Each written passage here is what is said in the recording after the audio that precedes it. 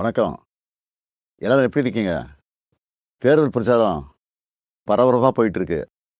தமிழ்நாடு பூரா நான் மக்களை சந்திச்சாலும், இந்த வீடியோ மூலமா சில விஷயங்கள உங்ககிட்ட மனசு விட்டு பேசணும்னு நினைக்கிறேன்.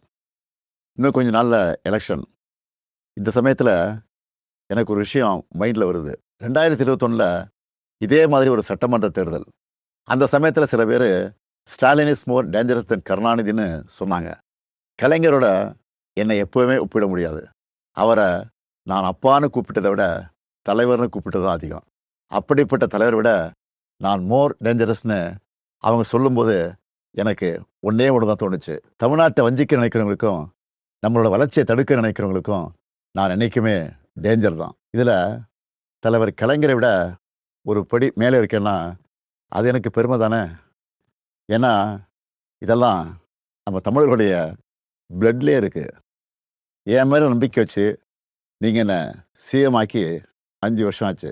ஸ்டாலின் சார் சிஎம் ஆனதெல்லாம் ஓகே, இந்த 5 வருஷத்தில் மக்களுக்கு என்ன பண்ணியிருக்கீங்க அப்படின்னு யாராவது கேட்டால் நம்மளால் மணிக்கணக்கா, ஏன் நாள் கணக்காக கூட பேச முடியும். முக்கியமாக எப்போவுமே தமிழ்நாட்டை வஞ்சிக்கிற ஒன்றிய அரசை எதிர்த்து தமிழ் மக்களுக்காக சண்டை செஞ்சிருக்கிறத இன்னும் பெருமையாக என்னால் சொல்லிக்க முடியும்.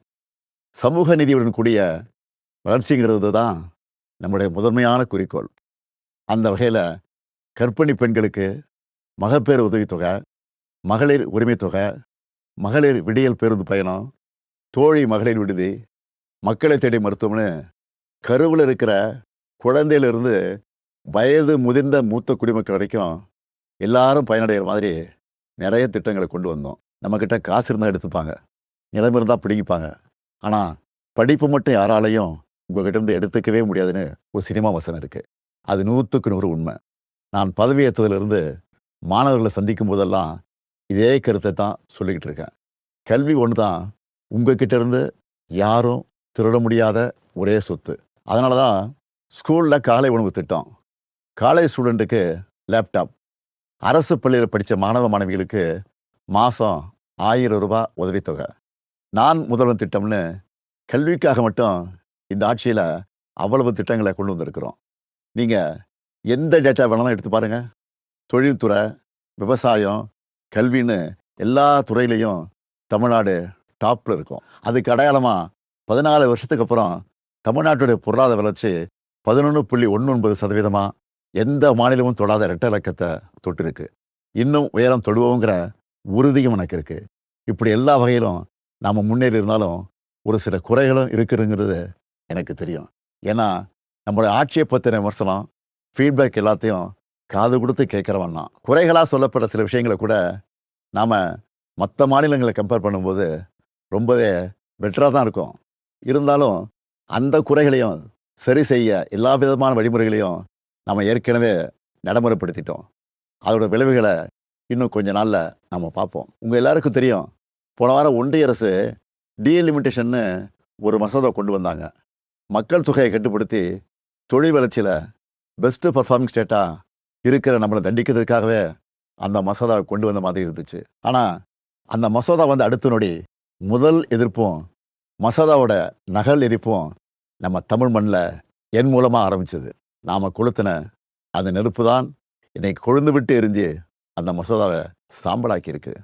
தேர்தல் நடக்கிற இந்த சமயத்தில் இவ்வளவு ஆணவத்தோட நம்மளை வஞ்சிக்க நினைக்கிறாங்கன்னா, இந்த தேர்தலில் அவங்க அடிவருடி எடப்பாடி பழனிசாமி ஜெயிச்சு ஆட்சிக்கு வந்துட்டா என்னென்ன கொடுமைகள்லாம் இங்கே அரங்கேறும்னு நான் சொல்லி உங்களுக்கு தெரிய வேண்டிய அவசியம் இல்லை.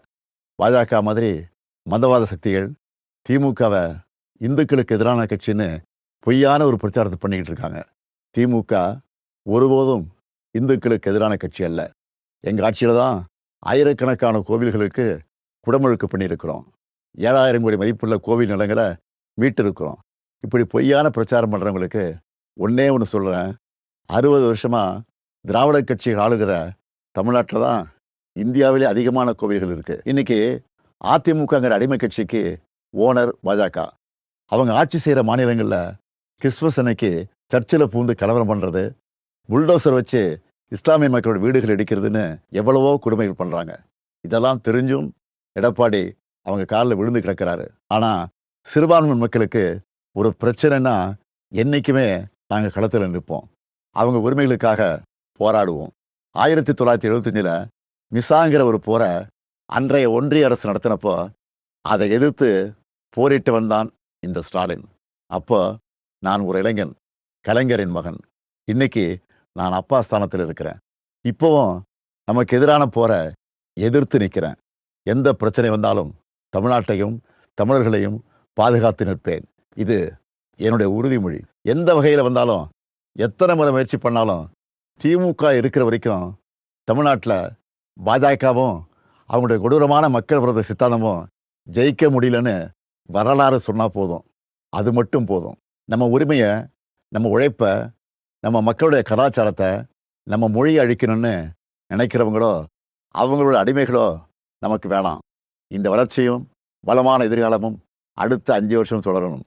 நான் உங்கள் அப்பாவா, அண்ணனா, தம்பியா, ஒரு தோழனா உங்ககிட்ட உரிமையோடு கேட்கிறேன்.